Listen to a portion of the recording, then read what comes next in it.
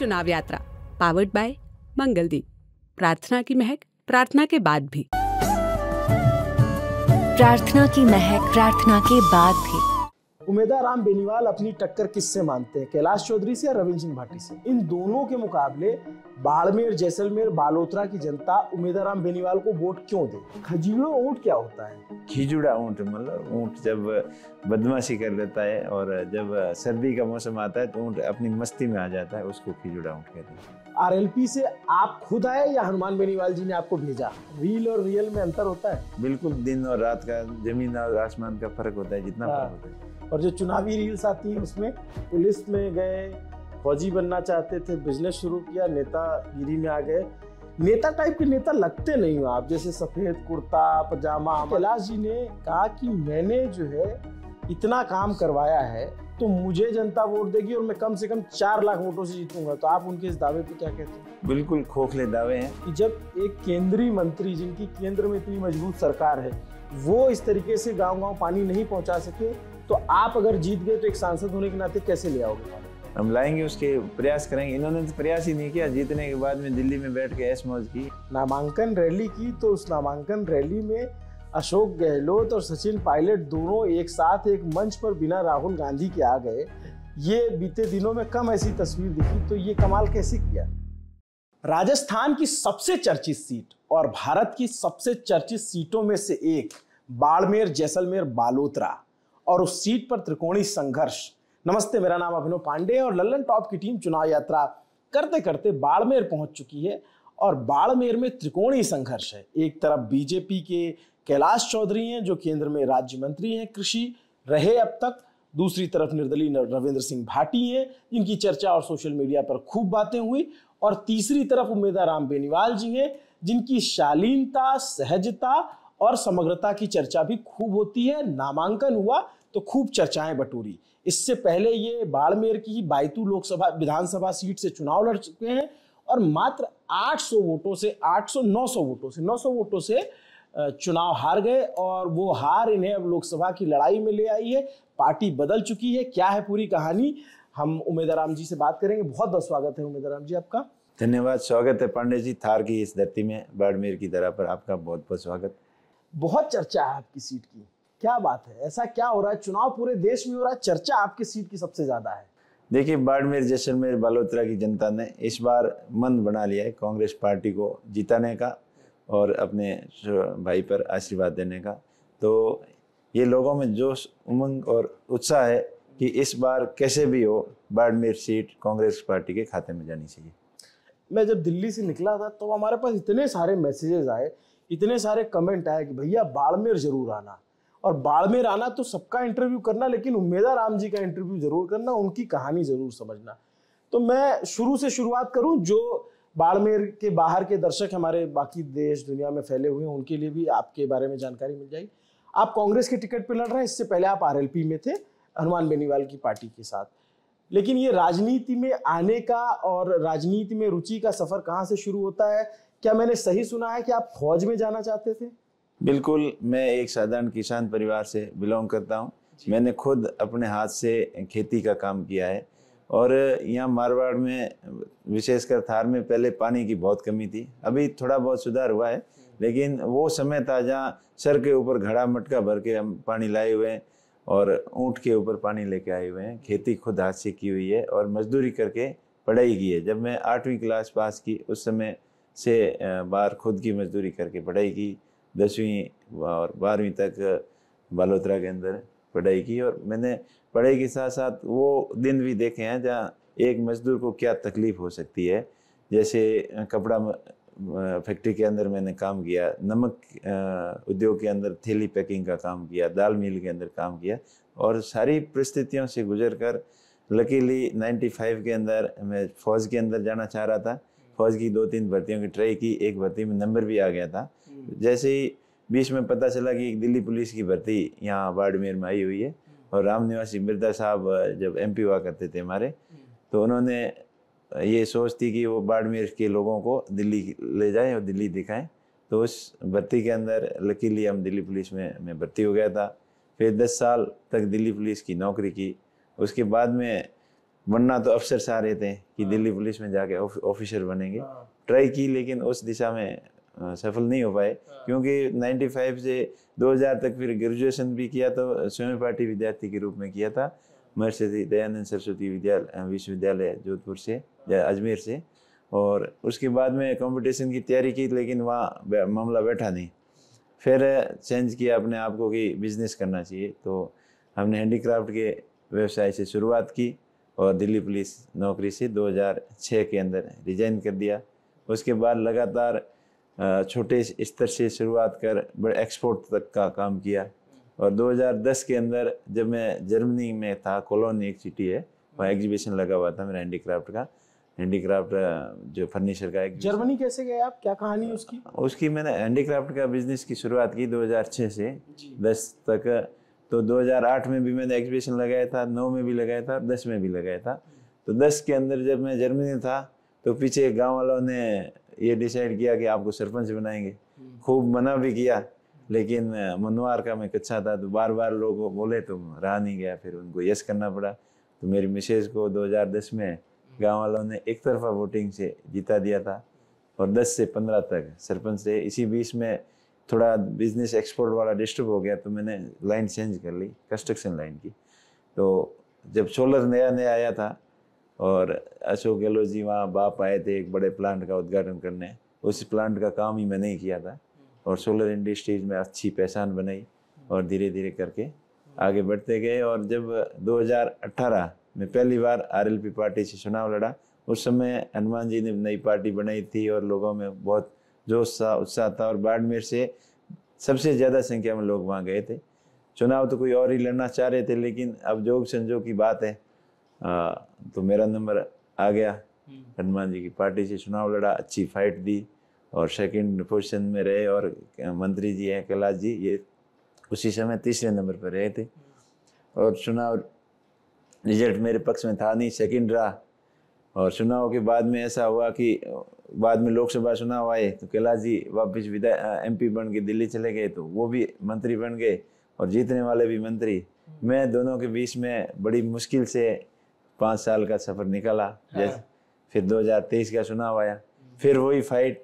लोगों के मन में था कि इस बार तो पक्का ही उमेश जी को जिताएंगे। बैतू के अलावा दूसरी कॉन्स्टिट्यूंसी के लोग ये कहते थे कि हमारा उमेश जी वोट नहीं लगता, नहीं तो हम आपको जिता देते। यही सब लोगों की भावना थी, पूरे जिले के लोगों की भावना थी और सीनियर लोगों की थी कि आपको चुनाव लड़ना चाहिए और चुनाव गठबंधन के बिना तो संभव नहीं था।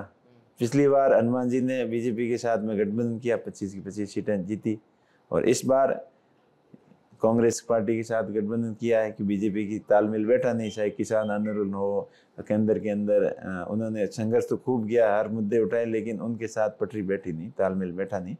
तो किसान हित को देखते हुए उन्होंने पार्टी छोड़ दी थी। और फिर विधानसभा का रिजल्ट जो वो चाह रहे थे, हम लोग चाह रहे थे, वैसा नहीं रहा। तब हम सब ने डिसाइड किया कि एक बड़ी पार्टी के साथ गठबंधन करना है। फिर गठबंधन कांग्रेस पार्टी के साथ हुआ और हमने, मेरा ये निजी फैसला था, व्यक्तिगत फैसला था और लोगों की भावना थी कि उमेश जी आपको चुनाव लड़ना है और कांग्रेस पार्टी से लड़ना है, तो उनकी भावनाओं को देखते हुए मैं कांग्रेस पार्टी का उम्मीदवार बना। धन्यवाद देना चाहता हूँ सभी बाड़मेर के बड़े नेताओं को, राज्य के नेताओं को, दिल्ली के नेताओं की मेरे जैसे साधारण व्यक्ति के ऊपर इतना बड़ा भरोसा करके मुझे लोकसभा का प्रत्याशी बनाया। पर अब लोगों की इच्छा है, खूब मन है कांग्रेस पार्टी के प्रति और मेरे प्रति, तो आने वाला समय अच्छा होगा सबके लिए। देखिए, आप पुलिस में गए, फौजी बनना चाहते थे, बिजनेस शुरू किया, नेतागिरी में आ गए। नेता टाइप के नेता लगते नहीं हो आप, जैसे सफ़ेद कुर्ता पजामा, हमारे दिमाग में जो नेता की छवि होती है, या फिर सफ़ेद शर्ट, आप तो एकदम। देखिए, मेरा हमेशा यही रहता कि दिखावटी करने से कोई फ़ायदा नहीं है। रियलिटी जिंदगी जिए और लोकतंत्र में असली लोकतंत्र वही है कि आम लोगों के बीच में से कोई तैयार होकर उनका प्रतिनिधित्व करे। और मैं सबको साथ में लेके चलने वाला, सबके विचार सुनने वाला और सबकी भावना का कदर करने वाला अलग एक पहचान देना चाहता हूँ राजनीतिक जीवन में, कि राजनीतिक में भी एक सरलता है, स्वच्छता है और एक साधारण व्यक्ति, साधारण परिवार का व्यक्ति ऊपर पहुँच सकता है। इसके बारे में सब लोगों के अंदर एक विश्वास पैदा हो, उस दिशा की मेरी सोच है और मैं हमेशा संघर्षशील रहा। मुझे सब पता है, एक पुलिस के कांस्टेबल की क्या परेशानी हो सकती है, एक मजदूर की क्या परेशानी हो सकती है, एक छोटे बिजनेसमैन की क्या परेशानी हो सकती है, और किन किन परिस्थितियों से कैसे गुजरना है। तो उन सब चीज़ों को देखते हुए मैं हमेशा रियल जो ज़िंदगी है उसमें जाना चाहता हूँ, रील के अंदर नहीं। दिखावटी बिल्कुल पसंद नहीं है, जो हकीकत है उस पर विश्वास करता हूँ। रील और रियल में अंतर होता है? बिल्कुल, दिन और रात का, जमीन और आसमान का फर्क होता है, जितना फर्क होता है। और जो चुनावी रील्स आती है उसमें, अब वो तो देखो, जो लोग मन से कोई बना ले, कोई अपनी तरफ से कर ले, लेकिन जो हम कर रहे हैं वो हकीकत है। और कई लोग दिखावटी के ऊपर ज़्यादा विश्वास करते हैं। तो हम तो सिंपली वे में जनता के बीच जा रहे हैं और उनकी भावना के अनुसार, उनकी जो सोच है और उनकी जो उम्मीद है, उनको हम पूरा करने का पूरा प्रयास करेंगे। अच्छा, आप अब जब चुनाव लड़ने आए, उससे पहले आप विधानसभा का चुनाव हार गए थे। एक निराशा होगी, लगा होगा कि 900 वोटों से चूक गए। फिर आप आरएलपी छोड़ देते हैं। आरएलपी का गठबंधन है, आप गठबंधन करके भी यहाँ पे लड़ सकते थे चुनाव, आरएलपी को अगर टिकट मिल जाता तो। आरएलपी से आप खुद आए या हनुमान बेनीवाल जी ने आपको भेजा? नहीं, देखो, ऐसी परिस्थितियाँ ऐसी थी कि जब बाड़मेर जैसलमेर लोगों की भावना थी, जब लोगों की भावना के अनुसार अपन नहीं चले, हवा के रुख के विपरीत चलना थोड़ा मुश्किल होता है। इसलिए लोगों का ये रुख था, रुख देख के, और हनुमान जी से लंबा डिस्कशन भी हुआ था, सब कुछ बातें हमारी हुई थी। उसके बाद में भी ये डिसीजन लिया। लेकिन जो ये निर्णय था मेरा, ये व्यक्तिगत निर्णय था, और मेरा ये सिद्धांत है कि मैं जिस आदमी के साथ रहता हूँ, बड़ा ईमानदारी से और अपनी मेहनत से और पूरा विश्वास के साथ रहते हैं। अब कांग्रेस पार्टी के साथ में आए हैं तो कांग्रेस पार्टी की रीति नीति और विचारधारा से जुड़ गए हैं। हनुमान जी हमारे आदर्श थे, आगे भी आदर्श रहेंगे, लेकिन राजनीतिक रूप से अभी कांग्रेस पार्टी की विचारधारा से जुड़े हुए हैं, और वो हमारे दिल के अंदर सम्माननीय स्थिति उनकी हमेशा रहेगी। हम उनको आदर्श मानते हैं। और समय और परिस्थितियों के अनुसार हर व्यक्ति को अपना स्टेप लेना पड़ता है, तो ये कोई नई बात नहीं थी। तो हनुमान जी ने आपको कांग्रेस में जाने से रोका या फिर कहा कि जाओ? नहीं, वो बातचीत हुई थी कि आप प्रयास कर रहे थे, हम तो गठबंधन का ही, और गठबंधन के मामले में ये लगभग तय ही था।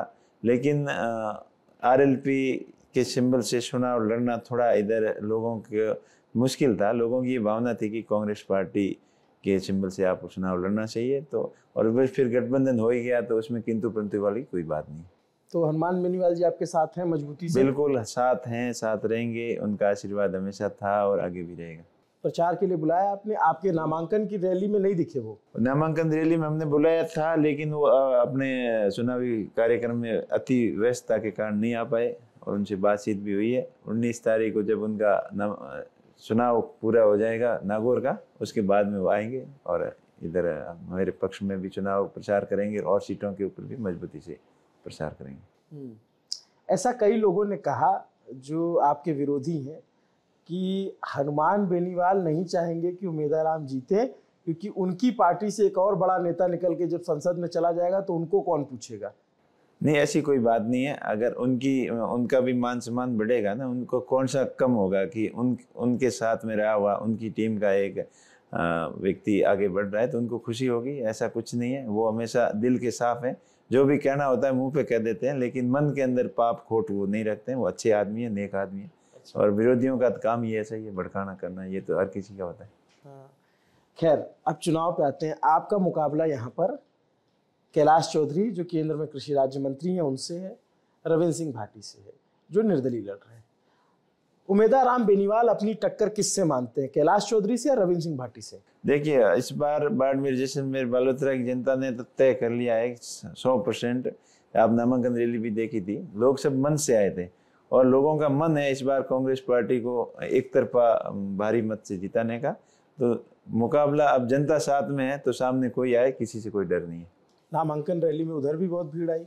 देखिए, यहाँ लोग आए थे, वो मन से आए थे, वहाँ आए थे, पूरे राजस्थान से आए थे, वो अरेंज किए हुए थे। यहाँ जो ओरिजिनल जो रियल थे वो आए थे। अच्छा, उधर लोग अरेंज किए अरेंज थे। कुछ आपने रैली में देखा ही होगा, कुछ इंटरव्यू भी आए थे, लोगों का वॉइस भी आई थी, जो बाहर से लोग खूब आए थे। पर मेरी रैली के अंदर, कांग्रेस पार्टी की रैली में, नेताओं के अलावा बाड़मेर के सारे मतदाता थे। मतलब 100 की गिनती भी पार नहीं कर सकते कि जो बाड़मेर जैसलमेर बालोतरा से बाहर से आए हो। और वहाँ पे हजारों की संख्या में बाहर से लोग आए हुए, पूरे राजस्थान से, बीकानेर से, चूरू, सीकर, झुंझुनू, जोधपुर वगैरह सबसे आए हुए थे। इतना फर्क था। आपके सामने एक तरफ केंद्रीय कृषि राज्य मंत्री हैं, दूसरी तरफ एक चर्चित युवा नेता जिनकी खूब चर्चा होती, रविंद्र सिंह भाटी हैं। इन दोनों के मुकाबले बाड़मेर, जैसलमेर, बालोतरा की जनता उमेदाराम बेनीवाल को वोट क्यों दे? देखिए, मैं हमेशा जनता की भावनाओं के साथ में रहा हूँ। उनकी जो मन की बात है, मन से जुड़ा हुआ, मेरा लगाव मन से है। और मेरा एक विजन है एजुकेशन के सेक्टर में एक नई क्रांति लेके आनी, डिजिटल एजुकेशन। क्योंकि मैंने देखा, अब मेरे बच्चे दिल्ली में पहले शुरुआत में दिल्ली से की थी, तो उसके बाद में अभी जोधपुर में आए तो अच्छी स्कूलों में पढ़े, तो अभी दिल्ली पब्लिक स्कूल में भी बच्चे पढ़ रहे हैं। तो वहाँ देखा मैंने कि गांव की स्कूल में और बड़ी स्कूल में फ़र्क क्या है। तो मैंने एक ही चीज़ नोट की कि गांव की स्कूल में और बड़े प्राइवेट स्कूल में फ़र्क एक ही है, फैसिलिटीज़ का। अगर वो फैसिलिटीज़ अपन गांव की स्कूल तक ले आएँ तो निश्चित तौर पर गांव की एजुकेशन को और अधिक सुदृढ़ किया जा सकता है। क्योंकि उन स्कूलों के अंदर जो सरकारी नौकरी की ट्राई करते हैं, कहीं भी नौकरी नहीं मिलती है, उसके बाद में वहाँ जाके वो पढ़ाई के लिए जो भी स्टाफ है वो जाता है। और गांव की स्कूलों में, सरकारी स्कूलों में जो सिलेक्टेड लाखों में, हजारों लाखों में से 100 पास होके आते हैं, तो यहाँ के टीचर वगैरह सब होशियार होते हैं, अच्छे होते हैं। सिर्फ फैसिलिटी कमी होती है, तो वो फैसिलिटी जैसी स्कूलों में है, प्राइवेट स्कूलों में, बड़ी स्कूलों में, वैसी फैसिलिटी अपन गांव की स्कूलों तक लाएं तो निश्चित तौर पर गांव की एजुकेशन अच्छी होगी। जब अपनी एरिया की एजुकेशन अच्छी होगी तभी एरिया आगे डेवलपमेंट होगा। आज तक आपने कोई काम किया है एजुकेशन की फील्ड में? कोई आपने बिल्कुल, इसकी शुरुआत गांव से की है। गांव हमारे निजी सहयोग से, गांव के सहयोग से अपनी स्कूल को बढ़िया स्टैंडर्ड स्कूल बनाया। जैसी फैसिलिटी प्राइवेट स्कूल है उसी लेवल की स्कूल बिल्डिंग भी हमने बनाई। उसके बाद में उसके अंदर स्मार्ट बोर्ड जैसे बड़ी स्कूलों में लगे होते हैं, डिजिटल स्मार्ट बोर्ड, तो वो अपने गांव से शुरुआत की। और बाईतू की 50-60 से ज़्यादा स्कूलों में मैंने खुद स्मार्ट बोर्ड लगवाए, और मेरे कहने पर लगभग 60-70 स्कूलों में लोगों ने भी लगाए। क्योंकि ये एक शुरुआत है हमारी, तो मेरा प्रयास रहेगा कि सब जगह, सभी स्कूलों में इसकी शुरुआत करें ताकि ये क्रांतिकारी बदलाव आए। लोग डोनर बहुत हैं, पैसे लगाने वाले बहुत हैं, लेकिन अच्छी जगह उनको बताने वाला चाहिए, गाइड करने वाला चाहिए। तो जैसे अभी मारवाड़ की परंपरा यहाँ रही है, जैसे धार्मिक प्रति आस्था रहती है, तो मंदिरों के अंदर हो या धार्मिक प्रोग्राम हो, मस्जिद के प्रोग्राम हो, सभी लोग एक से बढ़कर एक करवाते हैं। लेकिन ये शिक्षा का साक्षात्कार मंदिर है, जहाँ बच्चे भगवान का रूप होते हैं, वो पढ़ते हैं, उनकी तरफ किसी का ध्यान गया नहीं था। तो मेरा प्रयास ये रहेगा कि सब लोगों का सहयोग प्लस सरकार का सहयोग प्लस एक मोटिवेशनल इमोशनल के टाइप उसको लोगों को शिक्षा के प्रति आकर्षित करके आने वाले समय में जो एजुकेशन की जरूरत है, आज से 20 साल पहले का माहौल अलग था, आज का अलग है, और आज से 20 साल आगे आने वाला वो युग अलग होगा, वो टेक्निकल युग होगा। आज से पहले की बात करें, SMT घड़ी कहाँ गई, रेडियो कहाँ गया, टेलीविज़न भी लगभग ख़त्म होने वाला है, और मोबाइल के ऊपर सारी दुनिया आके टिक गई है। तो ज़माना बदल गया और आगे और बदलेगा। आने वाले समय में हो सकता है ये पेट्रोल पंप आपको दिखे नहीं, हो सकता है ये बिजली के तार आपको नहीं दिखे, सोलर के ऊपर 100% से डिपेंड हो जाए। टेक्नोलॉजी नहीं आ रही है, नई टेक्नोलॉजी के अनुसार अपने बच्चों को तैयार नहीं करेंगे तो ज़माना अपने को पीछे छोड़ देगा। तो मेरा यही उद्देश्य है कि शिक्षा के क्षेत्र में एक क्रांतिकारी बदलाव लाना, ताकि ये क्षेत्र अपना आगे बढ़ सके। आपके मेन मुद्दे क्या है? देखिए, मेरा मेन मुद्दा है एजुकेशन के सेक्टर में नई क्रांति लेके आना, और बाड़मेर जैसलमेर के लिए जो हमेशा पानी की यहाँ कमी रही है, तो इंदिरा गांधी नहर और नर्मदा नहर को मिलाकर जो मोदी जी ने वादे किए थे वो तो पूरे नहीं कर पाए, लेकिन अगर कांग्रेस सत्ता में आती है तो वो मजबूती के साथ पैरवी करके उनको पूरा करेंगे। और माही नदी का पानी है वो बाड़मेर जैसलमेर के आए, राजस्थान के हिस्से का पानी मिले। इसके साथ साथ में जो स्थानीय युवाओं को रोजगार की बात है, यहाँ बड़ी कंपनियां हैं, रिफाइनरी है, ऑयल एंड गैस सेक्टर के अंदर केयर वेदांता है, विंड एंड सोलर के प्रोजेक्ट हैं, और माइनिंग सेक्टर के अंदर हैं।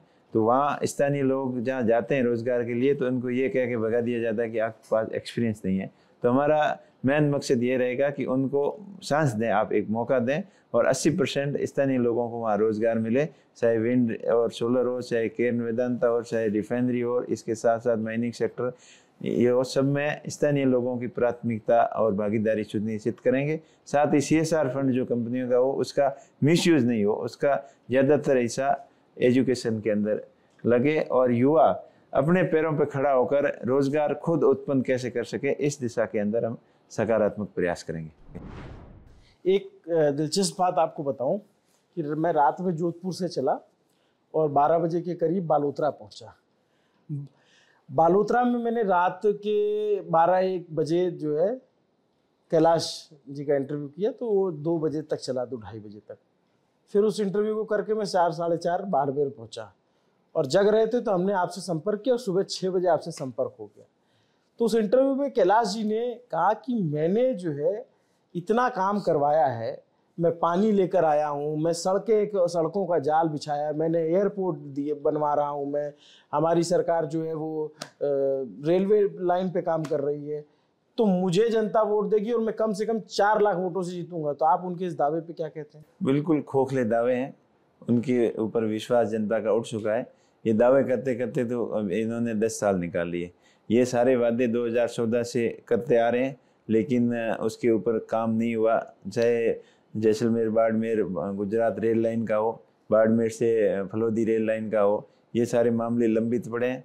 इन्होंने हमेशा सपने दिखाए। चाहे माही बांध का पानी, जो राजस्थान के हिस्से का पानी आज से 15-20 साल पहले आना चाहिए था, वो अभी तक गुजरात सरकार ने एग्री नहीं हुई। कोर्ट में उच्चतम न्यायालय में संघर्ष समिति ने केस जीतने के बाद में भी इस दिशा में काम शुरू नहीं हुआ।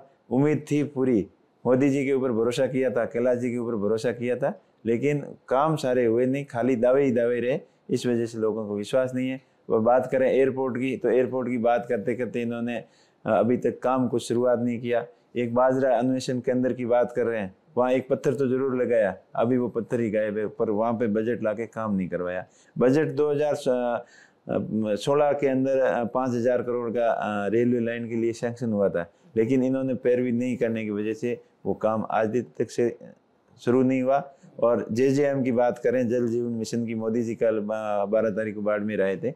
वो कह रहे थे कि हम घर घर तक नल पहुंचा रहे हैं। नल तो हो सकता है 20-25% लोगों के घर तक पहुंच रहे हैं, लेकिन जल कैसे आएगा किसी को कोई पता नहीं है। जो स्कीमें बहुत पुरानी बनी हुई है, आज से 30 साल पहले स्कीम बनी थी पानी पीछे आने की, तो उस समय जो पॉपुलेशन थी और पशु वगैरह थे, उनके हिसाब से गणना की हुई थी। तो वो पानी अब पूरी कैपेसिटी में आता है तो भी आज की डिमांड के अनुसार वो पूरा नहीं हो सकता। तो वो उन चीज़ों पे सब फेलियर है, सिस्टम से काम हो नहीं रहा है, इसलिए जनता का, बाड़मेर जैसलमेर की जनता का उनके ऊपर भरोसा नहीं है। हमने बीते दिनों एक डॉक्यूमेंट्री बनाई थी पिपासा, इसी आपके बाड़मेर के शिव इलाके में, और पानी की समस्या दिखाई थी जो वाकई में बहुत दूभर है। वहाँ आज भी पानी नहीं पहुँचा आज़ादी के इतने दिनों बिल्कुल है। डेजर्ट नेशनल पार्क के इसमें स्थिति बहुत ही खतरनाक है, खराब है। आज भी वहाँ ऊँट के ऊपर पानी लाया जा रहा है, मटके से पानी लेके आ रहे हैं, जो आज से 20-30 साल पहले आम बाड़मेर के अंदर स्थिति थी, उससे भी बदतर स्थिति वहाँ डेजर्ट नेशनल पार्क के अंदर लोग रह रहे हैं उनकी है। वहाँ कुएं से पानी खींचकर अभी भी लोग पानी पीते हैं, ऐसी स्थिति है। तो मेरा सवाल ये है कि जब एक केंद्रीय मंत्री, जिनकी केंद्र में इतनी मजबूत सरकार है, वो इस तरीके से गांव-गांव पानी नहीं पहुंचा सके, तो आप अगर जीत गए तो एक सांसद होने के नाते कैसे ले आओगे पानी? हम लाएंगे, उसके प्रयास करेंगे। इन्होंने तो प्रयास ही नहीं किया। जीतने के बाद में दिल्ली में बैठ के ऐश मौज की, यहाँ लोगों के बीच में आए नहीं, लोगों की समस्या नहीं सुनी। वो खाली अपने राज की मदमस्त उसमें मस्ती के अंदर ही 5 साल निकल गए। अगर वो प्रयास करते तो काम भी हो जाते, रेलवे लाइन भी बनती, एयरपोर्ट भी बनता और पानी के लिए एक्स्ट्रा योजना भी बन जाती। मोदी जी खुद आके गए थे कि नर्मदा नहर को और इंदिरा गांधी कैनाल को आपस में मिलाएंगे ताकि बॉर्डर के एरिया की समस्या खत्म हो जाएगी। डेजर्ट नेशनल पार्क के अंदर लोगों की जो मेन समस्या है पानी की, वो खत्म हो और किसानों के लिए पानी मिले। और नदियों से नदियां जोड़ने की स्कीम के अंतर्गत माही बांध से एक लूनी नदी है, इसके पैरेलल नहर लेके आके पूरे एरिया को हरा भरा करने का सपना 10 साल से दिखा रहे हैं, लेकिन उसने काम किया ही नहीं। हमारा प्रयास रहेगा मजबूती से, कांग्रेस की सरकार सत्ता में आती है तो सबसे पहला काम है होगा कि माही बांध से वेस्टर्न कैनाल परियोजना स्कीम जो इन्होंने बनाई है उसको सबसे पहले प्राथमिकता से शुरू करवा के और इंदिरा गांधी नहर और नर्मदा नहर को आपस में जोड़ने का प्रोजेक्ट बना के इसके ऊपर प्राथमिकता से काम किया जाएगा। और पानी की जो समस्या है थार की नगरी की, अपनी मारवाड़ मालानी की, उसको मजबूती से समाधान करने के पूरा प्रयत्न करेंगे। एक बात और कही गई कि उमेदा राम जी ने एक कमाल तो किया, नामांकन रैली की, तो उस नामांकन रैली में अशोक गहलोत और सचिन पायलट दोनों एक साथ एक मंच पर बिना राहुल गांधी के आ गए। ये बीते दिनों में कम ऐसी तस्वीर दिखी, तो ये कमाल कैसे किया? देखिए, सब कुछ जो पार्टियां चलाते हैं वो बहुत ही होशियार आदमी होते हैं, सब समझ है, तो उनको सब केंद्रीय नेतृत्व हो, चाहे प्रदेश नेतृत्व हो, चाहे वार्ड में जिला लोकल नेतृत्व हो, सब ने यही देख लिया कि आपसी खींचतान और मनमुटाव में कोई फायदा नहीं है और ये चीज़ पार्टी के लिए अच्छी नहीं रहेगी। तो ऑटोमेटिकली पार्टी को मजबूत करने की भावना सब लोगों के अंदर है और पूरी पार्टी संगठित होकर आपसी मनमुटाव भेदभाव दूर करके, अब ये स्थिति है कि आज की स्थिति में कांग्रेस पार्टी को मजबूत कैसे करें और देश के वर्तमान जो हालात बने हुए उनके अनुसार विपक्ष का मजबूत होना जरूरी है और कांग्रेस का वापिस सत्ता में आना जरूरी है। इसलिए सब आपसी मन मुटाव भेदभाव दूर करके और एक ही मिशन से बड़े नेताओं का, छोटे नेताओं का, कि हम संगठित होकर लड़ेंगे तभी जीत पाएंगे। इस मकसद से सभी 100% एक साथ है और मन से एक साथ है। आपके जो दूसरे विरोधी हैं, जो निर्दलीय प्रत्याशी हैं, रविंद्र सिंह भाटी, उनकी दावेदारी पे आप क्या सोचते हैं? देखिए, वो विधानसभा का चुनाव का माहौल अलग था, वहाँ पंचकोणीय मुकाबला था, 5 कैंडिडेट थे, बीजेपी के भी कैंडिडेट थे, वो थोड़े वीक रह गए थे, वोटों को खींच नहीं पाए, अब लगभग जमात जब्त हो गई उनकी, और कांग्रेस के 2 गुट हो गए थे। तो दोनों गुट के अगर वोट की अगर गणित लगाएं तो 50,000 पीछे थे रविंद्र सिंह भाटी। तो ऐसी कोई स्थिति नहीं, जितना उत्साहित हो रहे हैं उतना ऐसा कुछ नहीं है धरातल पर। अब शिव के अंदर भी कांग्रेस पार्टी मजबूती से चुनाव लड़ रही है, दोनों गुट एक हैं, वो पुराने जमाने की बात रहेगी, उनको मनमुटाव भुलाकर उन्होंने ये देख लिया कि आपस में लड़ने से कोई फायदा नहीं है, पार्टी को मजबूती प्रदान करनी है, इस मकसद से सब एक है, नेक है और मन से लगे हुए हैं। तो निश्चित तौर पर कांग्रेस पार्टी को भारी बढ़त मिलेगी, शिव में भी मिलेगी, और बढ़त की जीत की शुरुआत शिव से ही होगी। वो 5 कैंडिडेट होने की वजह से वो एक बार चल गई, और हो अल्लाह और जो दिखावटी होती है वो एक बार चलती है, बार बार लंबी नहीं चलती। अच्छा, ये बताइए, कुछ आपके विरोधी हैं वो ये भी कह रहे हैं कि जो शिव में जो कांग्रेस के 2 लोग थे, अमीन खान और फतेह खान, वो उतनी मजबूती से आपके साथ नहीं लगे हैं। वो इस ये चाहते हैं कि अगर एक बार रविंद्र सिंह भाटी जीत गए तो शिव विधानसभा खाली हो जाएगी, फिर हमारा रास्ता खुल जाएगा। तो क्या वो लोग आपका चुनाव लड़ रहे हैं, लड़वा रहे हैं? अमीन खान जी तो हज करने चले गए। नहीं, अमीन खान जी आने वाले 1-2 दिन में भी आ जाएंगे। ऐसा कुछ नहीं है कि पार्टी की फ्यूचर देखती है, वो भी अपना भविष्य देखते हैं कि इस बार अगर ऐसा हो जाता है तो कांग्रेस पार्टी के लिए वापस आने का कोई चांस नहीं बनता है। अभी ये मौका है कि पार्टी को वापस स्टैंड बाई करने का, और यहाँ से अगर स्टैंड होंगे तो आगे स्थानीय निकाय के चुनाव है, नगर पालिका, नगर परिषद के, पंचायती राज के, और फिर 28 तो आने वाला ही है। कितना 6 महीने निकल गए, ऐसे जल्दी जल्दी वक्त निकल रहा है। तो उनको सबका टारगेट 28 और स्थानीय निकाय चुनाव है कि आपसी अभी झगड़ा या जो हो गया इसको ख़त्म करो, और इसको यहीं स्टॉप करने में फ़ायदा है। इसको लंबा खींचेंगे तो सबको नुकसान है। इस मकसद से सब एक है, नेक है और ईमानदारी से प्रयत्न कर रहे हैं कांग्रेस पार्टी को जिताने का। मेरी नज़र बातचीत करते करते आपकी अंगूठियों पे गई, कई सारी अंगूठी पहन रखी है आपने, ये किस चीज़ की है? ये वैसे ही अपनी अंगूठी, मेरे शौक है अंगूठियाँ पहनने का। ये क्या कोई धार्मिक अंगूठी है? ये तो काफ़ी 8-10 साल से मैं कंटिन्यू कर रहा हूँ। ये तो लक्ष्मी जी का यंत्र है। अच्छा। और जिस मन में शांति रहती है। तो लक्ष्मी जी आ रही हैं ठीक से? बिल्कुल, लक्ष्मी जी आती तो खूब है, लेकिन अपने पास में रुकती नहीं है और काम भी नहीं रुकने देती है।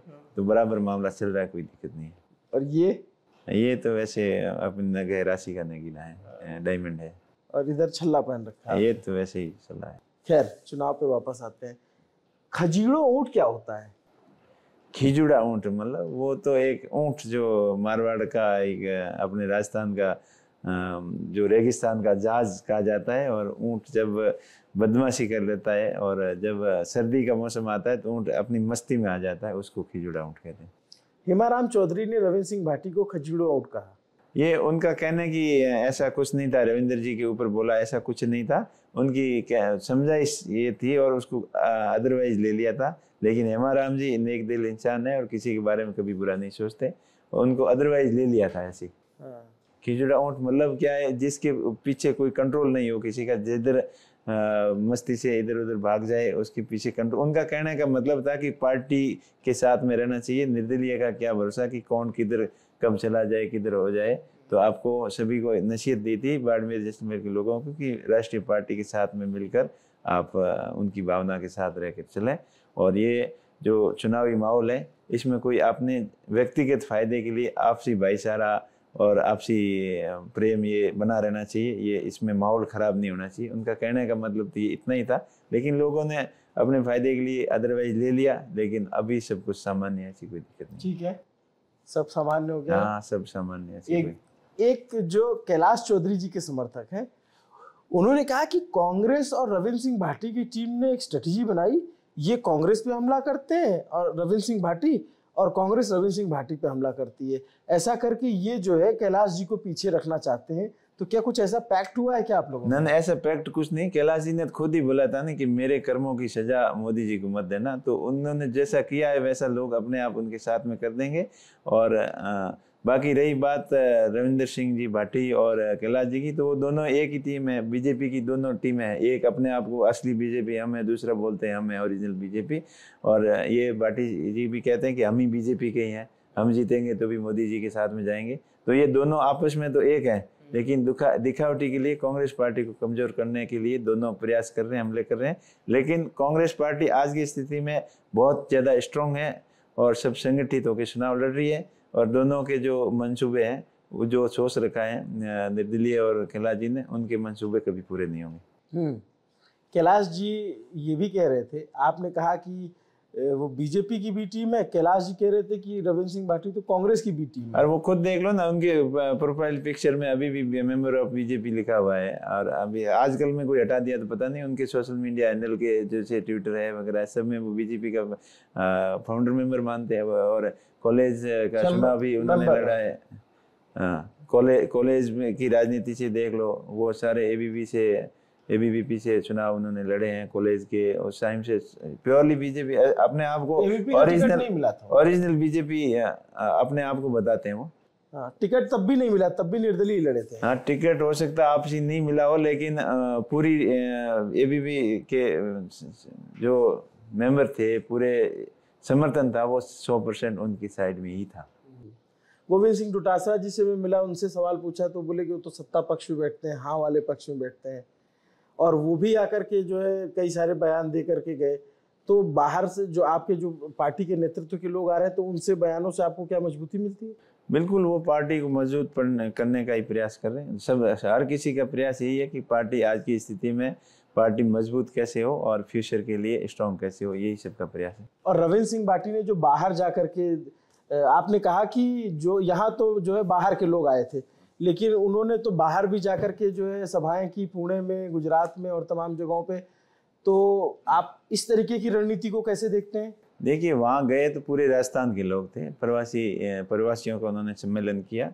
वो इस चुनाव को एक जातिवाद की तरफ लेना चाह रहे हैं। लेकिन बाड़मेर जैसलमेर की 36 कौम की लोगों की भावना इस बार ऐसी नहीं है कि अब जातिवाद का जहर फैलाएं, ये ऐसी दुर्भावना फैलाएं। अपना भाईचारा है वो कायम रहना चाहिए। और उनका प्रयास है कि पूरे राजस्थान के लोगों को एकत्रित करके दिखावटी करना कि हम देखो अपने इतने साथ में।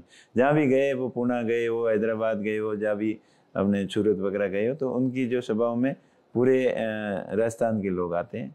और हम तो बाहर अभी गए ही नहीं, हमने तो यहाँ बैठे ही क्या कहा कि हम प्रवासी हमारे साथ में, हमारी बातचीत होती रहती है। वो कह रहे हैं कि उम्मीद जी आप चिंता मत करो, हम सब आपके साथ में। आपने सोशल मीडिया पे कमेंट वगैरह आते हैं, देखते हैं, तब आपको लग ही गया होगा कि कौन किसके साथ में। वो सब लोग मन से और भावनात्मक रूप से मेरे साथ में है, कांग्रेस पार्टी के साथ में। आपने कहा कि जैसे आप बताया जाति का चुनाव बनाने की, तो मैं जब दिल्ली से आ रहा था तो कई लोगों ने मुझे बताया कि इस लोकसभा में जाति एक बड़ा फैक्टर रहता है, और इस लोकसभा में क्या और भी जगहों पर। तो फिर ये कहा गया कि भाई जाट बिरादरी से 2 लोग लड़ रहे हैं, तो हो सकता है कि जाटों का वोट बढ़ जाए और तीसरे का फायदा हो जाए। कुछ ने कहा कि नहीं उमेदाराम जीत जाएंगे, कुछ ने कहा कि नहीं रविंद्र जीत जाएंगे। कैलाश चौधरी जी का दावा है कि हमारे साथ ज्यादा जाटों की संख्या है, क्या है गणित पूरा? देखिए, अपने अपनी राजनीतिक चमकाने के लिए हर कोई उल्टे सीधे बयान देता रहता है। मैं तो बाड़मेर जैसलमेर की 36 कौम के लोगों से यही कहना चाहूँगा कि कोई एक जाति से, कोई एक विशेष धर्म से, एक वर्ग से चुनाव नहीं जीता जाता। चुनाव जन भावनाओं से जीता जाता है, और ज़्यादा लोगों की भावना जिस पार्टी के प्रति होती है, 36 कौम के सभी वर्गों के लोगों की, वही चुनाव जीतता है। इस बार बाड़मेर जैसलमेर की परिस्थितियाँ ऐसी बनी हुई है कि 36 कौम के लोग, चाहे जाट हो, राजपूत हो, माइनॉरिटी हो, SC ST हो, चाहे मूल OBC हो, चाहे स्वर्ण कास्ट हो, सबकी भावना इस बार कांग्रेस पार्टी के पक्ष में है और अपने भाई के ऊपर आशीर्वाद देने की है। क्योंकि मैंने 2 चुनाव पहले भी लड़े थे और बिल्कुल जीत के नज़दीक जाके रुक गए थे, और लोगों की ऐसी भावना थी कि हमारा वोट लगता तो हम जीता देते। तो शायद वही भावना इसके लिए हमें खींच के लाई कि लोकसभा का चुनाव लड़ना था, जोग संजोग ऐसे ही होने थे, इसलिए ये शायद रिजल्ट हमारे पक्ष में आया नहीं जो विधानसभा वाला था। और वैसे ही मेरा लगाव दिल्ली से ज़्यादा है, क्योंकि मैंने जयपुर में ट्राई की थी पहले काम धंधे की भी, और जब नौकरी की ट्राई कर रहे थे फौज की वगैरह की, तो जयपुर की भर्तियों में भी गए, तो उस साइड में मामला बैठा नहीं, चाहे बिजनेस हो। अभी 2 बार ट्राई कर ली, लोगों का मन होते हुए भी जयपुर नहीं पहुंच पाए। और दिल्ली में शुरुआत में 95 में दिल्ली पुलिस की नौकरी की स्टार्ट दिल्ली से हुई, और मेरा धंधे की जो हैंडीक्राफ्ट का बिजनेस हो, चाहे सोलर का बिजनेस हो, चाहे कंस्ट्रक्शन का बिजनेस हो, और आज भी दिल्ली से ही लगा हुआ है। दिल्ली के साथ में अच्छा तालमेल है, दिल्ली हमेशा मेरे को घर जैसा लगता है। तो शायद यही होगा कि पिछले चुनाव का रिजल्ट मेरे पक्ष में इसलिए नहीं रहा कि मुझे दिल्ली का रास्ता लोगों को दिखाना था और लोगों का मन था दिल्ली भेजने का। आपके यहाँ एक ट्रेंड भी रहा है और आपके समर्थक इसको जो है बड़ा पॉजिटिव वे में बताते हैं कि 2013 में बायतू विधानसभा सोनाराम हारे और 14 में लोकसभा पहुंच गए। उसके बाद 2018 में कैलाश चौधरी हारे और 2019 में लोकसभा पहुंच गए, और 2023 में आप विधानसभा हारे बायतू से और कह रहे हैं कि इस बार जो है जाने का है। तो आपको क्या लक फैक्टर पे भरोसा है क्या? देखिए, ये तो लोगों की धारणा है, और जब ज़्यादा लोग जो बोलते हैं वो बात सच हो ही जाती है, और ये लगभग सही है। कि 2009 की बात करें तो हरीश जी वहाँ 2009 में MP बने थे। वो पहले ट्राई तो कर रहे थे MLA बनने की, विधानसभा में जाने की, लेकिन कन्नौर साहब विधायक का चुनाव लड़े, उनको टिकट कट गई थी। तो वैसे उस बिहाव से देखें तो पूरे क्षेत्र की तैयारी की हुई थी हरीश जी की 2008 के चुनाव की, लेकिन टिकट नहीं मिला, फिर MP बन गए वो। और 13 के अंदर चुनाव कन्नौर साहब हार गए थे, 14 में MP बन गए थे, फिर 18 में हारा तो मैं था, पर मुझे ऑफर भी आई थी BJP से। हनुमान जी ने बोला था कि आप चुनाव लड़ लो, लेकिन मैं उस समय प्रिपेयर नहीं था, मैं अपने आप को इतना समझ नहीं पाया था, और लंबा क्षेत्र था, पहला चुनाव था, नहीं तो मैं 19 में उस समय मैं ही बनता। बट मैंने खुद ही मना किया था हनुमान जी को कि मुझे चुनाव नहीं लड़ना है, मैं आगे देखेंगे।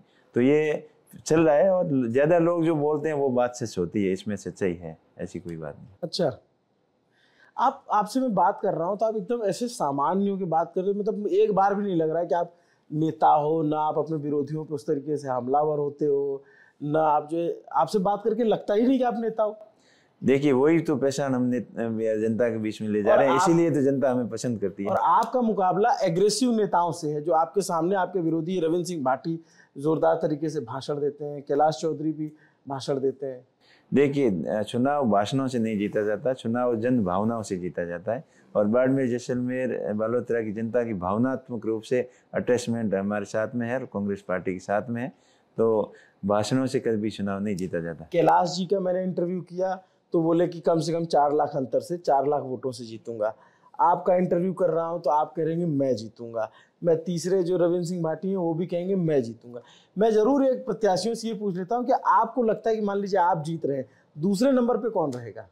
देखिए, वो तो अब बाड़मेर जैसलमेर की जनता तय करेगी दूसरे पे किसको रखना है, पहले पे किसको रखना है, लेकिन हम तो 100% कॉन्फिडेंस के साथ में कर रहे हैं, और ये भी दावा नहीं कर रहे हैं कि इतने वोटों से जीतेंगे जरूर, और जनता की भावना हमारे साथ में। और जो है ये कॉन्फिडेंस कहाँ से आ रहा है कि जाति समीकरण ठीक बैठ रहा है? नहीं नहीं, ये कॉन्फिडेंस जाति का तो होता ही है, बट उसके साथ में 36 कौम के लोगों की भावना से आता है। और जो कॉन्फिडेंस दिन प्रतिदिन बढ़ता जा रहा है। जिन नामांकन सभा से पहले हमने प्रत्येक विधानसभा वार मीटिंग की और उनको हमने बोला कि आपको ये ऐतिहासिक नामांकन सभा बनानी है, तो आपने देखा होगा लोगों ने जैसे हमने सोचा था उससे भी अच्छी बेटर नामांकन सभा हुई। और उसके बाद जब भी लोगों के बीच में जाते हैं तो लोगों की भावना से, उसकी फेस रीडिंग से पता चल जाता है कि लोग कितने साथ में, उससे हमारा कॉन्फिडेंस बढ़ता जाता है। लोग भी यही कह रहे हैं, उमेश जी आप संघर्ष करो, हम सब आपके साथ में, आप कभी थकना मत, रुकना मत, हम आपको थकने नहीं देंगे, हम आपके साथ में। तो लोगों की जो पॉजिटिव एनर्जी से ही हमें कॉन्फिडेंस मिलता है और हम आगे। नामांकन रैली में आपके तेजा जी वाला वो गाना खूब चला, तेजल सुपर डुपर। नहीं, तेजल सुपर डुपर नहीं, वो गाना था राम सापीर का, और उसमें डांस भी किया था डोटासरा जी ने, और उसके ऊपर कुछ विरोधियों ने गलत कमेंट्स भी किए थे। लेकिन राम सापीर मारवाड़ के लोक देवता है, मारवाड़ के ही नहीं पूरे राजस्थान के, आदि गुजरात भी उनको पसंद करती है, उनके अनुयायी हैं। तो वो डांस किया था, लेकिन उन्होंने डॉक्टर सिंह कहा कि तेजल सुपर डुपर का वो डांस तो आने वाली 4 तारीख को होगा, वो पेंडिंग है अभी। अच्छा, तो उस पर अलग से गाना लगा के उसको वायरल किया गया। हाँ, वो तो अलग हुआ, पर गाना राम सापीर का था। अब मोदी जी भी कितना कॉन्फिडेंस के साथ में बोलते हैं। अब आप बोल रहे हैं 12 तारीख को यहाँ आए थे, और राम सापीर के बारे में जो उन्होंने बोला था, वैसे वो द्वारकाधीश अजमल जी द्वारका जी जाते थे। द्वारका जी तो गुजरात में, उनका अटैचमेंट गुजरात से था, लेकिन उन्होंने सीधा जम्मू कश्मीर ले जाके जोड़ दिया उन्होंने कि लोगों को कि हमने जम्मू कश्मीर में ये किया, राम सापीर आपके जम्मू कश्मीर के थे। लेकिन वो इतना कॉन्फिडेंस के साथ में बोलते हैं कि लोग उनको हकीकत समझ जाते हैं, लेकिन बाद में सोचते हैं तो उनको सच्चाई का अपने आप पता चल जाती है। तो जैसे मोदी जी की यहाँ रैली हुई तो उसका क्या असर पड़ता है आपके चुनाव पे, आपको समझ में आता है? हाँ, वही मोदी जी, आप भी पूछ रहे थे कि मोदी जी आए क्या फर्क पड़ेगा। मोदी जी आने से इतना कोई फर्क नहीं है, क्योंकि पहले विधानसभा चुनाव में भी वो आके गए थे, बाईतू के अंदर बहुत बड़ी रैली की थी। बाईतू तब भी वहाँ लोग जा रहे थे और भी वापस रास्ते में हमसे मिलते थे मोदी जी की रैली में जाके, तो वो रास्ते में रोक के पूछते कि उमेश जी चिंता मत करना, हम तो मोदी जी को देखने के लिए गए, वोट आपको ही देंगे। और सेम यही अभी की रैली में यही था, लोगों ने मुझे बताया कि हम तो मोदी जी को देखने गए, लेकिन हम आपके साथ में हैं। और वो बातें बहुत ज़्यादा बड़ी बड़ी करते हैं, उसमें जितनी सच्चाई नहीं है। जैसे विशेषकर अब बाड़मेर जैसलमेर के लोगों के लिए जो वादे किए, वो वादे पूरे नहीं कर पाए। उन्होंने, बीजेपी ने मोदी जी की रैली कराई, तो आप राहुल गांधी की रैली करवाएंगे? देखिए, अगर शेड्यूल में आएगा, टाइम बचेगा तो हम रैली करवाएंगे, और नहीं तो वैसे भी कांग्रेस पार्टी संगठित है। क्या अपने जो प्रदेश के शीर्ष नेता है, प्रियंका जी को रिक्वेस्ट भेजी आपने कि हमारे लिए? रिक्वेस्ट भेजी है। राहुल जी अब फलोदी के अंदर रैली करके गए, पास में ही करके गए हैं। प्रियंका जी की हो सकता है रैली हो जाए, अगर टाइम सुटेबल बैठा तो प्रियंका जी भी आएंगी, और बाकी बड़े नेता सब साथ में, सभी लगे हुए हैं कि कांग्रेस पार्टी की मजबूती हो, राजस्थान से अच्छी सीटें आए और पूरे इंडिया गठबंधन को मजबूती मिले और कांग्रेस पार्टी की केंद्र में वापसी हो। इसमें सबका प्रयास है, लगे हुए हैं।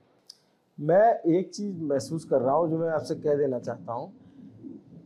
मैंने बहुत सारे नेताओं के इंटरव्यू किए, लेकिन आपके जैसे इतने शालीन होकर के बात करने वाले बहुत कम लोग मिलते हैं।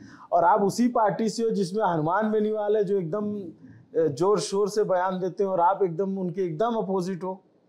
कैसे तालमेल बैठ रहा था? देखिए, सब जगह कहीं नरमाई भी जरूरी है, कहीं गरमाई भी जरूरी है। सब चीज़ों का तालमेल होता है, तभी पार्टी आगे बढ़ती है। तो हमने प्रयास जरूर किए थे, लेकिन लोगों को समझ में आने में टाइम लगेगा। खैर, वो पहले की बात होगी। आगे भी हमारा नेचर यही रहेगा कि अब जो अग्रेसिव होके किसी को कहना, एक शालीनता से समझाना, तो वो शालीनता से कही हुई बात आराम से समझ में आती है लोगों को, और उस पर लोग ज़्यादा विश्वास करते हैं। और हम वही कहते हैं जो कर सकते हैं और जो हकीकत है। हम दिखावटी नहीं है बिल्कुल, और ना हमको कोई अंगुली पकड़ के चला सकता। जो हम काम करते हैं हमारे मन से करते हैं, जो भी हमने किया है अपने दम पे किया है, मन से किया है। हमारे पेरेंट्स के जो आशीर्वाद थे, उनकी जो अच्छे संस्कार थे, उन सब चीज़ों को ध्यान में रखते हुए। अच्छा, ये एक बात आखिरी सवाल बता दीजिए, नहीं तो वो छूट जाएगा। आप 2 बार हरीश चौधरी जी के खिलाफ चुनाव लड़े और एक दूसरे पे खूब हमले और आरोप प्रत्यारोप रहे, और आप उनकी पार्टी में आ गए। तो कुछ लोगों ने कहा कि हरीश चौधरी ने उमेदवार राम को अपनी पार्टी में ला करके अपनी राह का कांटा साफ कर लिया, ताकि अगले चुनाव में मुश्किल ना हो? देखिए, ऐसा कुछ नहीं है। उम्मीदवार राम बेनीवाल अपनी मर्जी से चलता है, लोगों की भावना के अनुसार जो लोगों की इच्छा है उनको देखते हुए खुद निर्णय लेते हैं। और ये जो एपिसोड्स हुआ है ये अपनी बाइतू की लोगों की भावना थी और पूरे बाड़मेर के लोगों की, 36 गाँव के बड़े बुजुर्गों की, सबकी जो इच्छा थी उसी के अनुसार निर्णय लिया। ये कोई व्यक्तिगत निर्णय नहीं था। हमारी तो सबके साथ ठीक है। जब मैंने बोला ना, जब लड़े सामने दुश्मन की तरह लड़े, अब साथ में है तो मित्र की तरह, भाई की तरह साथ में। और आखिर यही लोगों ने की भावना थी। और हमने भी लास्ट हमारा डिसीजन था कि आखिर अपनों से कब तक लड़ सकते हैं। अगर मिल के लड़ेंगे तो मजबूती से आगे बढ़ पाएंगे, नहीं आपस में लड़ेंगे तो यहीं खत्म हो जाएंगे। तो चलिए, खूब मजबूती से लड़िए उम्मीदवार राम जी, आपको बहुत ढेर सारी शुभकामनाएं। आप चुनाव लड़ रहे हैं। हम बाड़मेर आए और बाड़मेर में हमने 2 इंटरव्यू किए, पहले कैलाश चौधरी जी की रात में और फिर पूरी रात जगने के बाद अब ये सुबह सुबह का इंटरव्यू उम्मीदवार राम जी का समय मिला।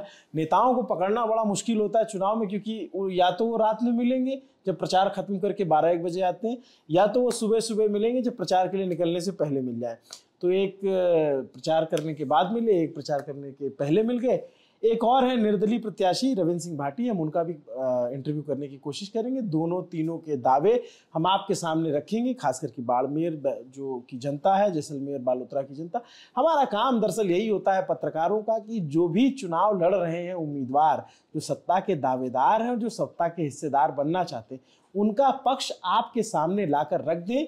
फिर तय आपको करना है कि कौन प्रत्याशी अच्छा है, कौन प्रत्याशी आपके लिए कम अच्छा है। मेरा नाम अभिनव पांडे, मेरे साथ कैमरे के पीछे मेरे साथी मोहन कनौजिया हैं। देखते रहिए दी ललन टॉप। शुक्रिया।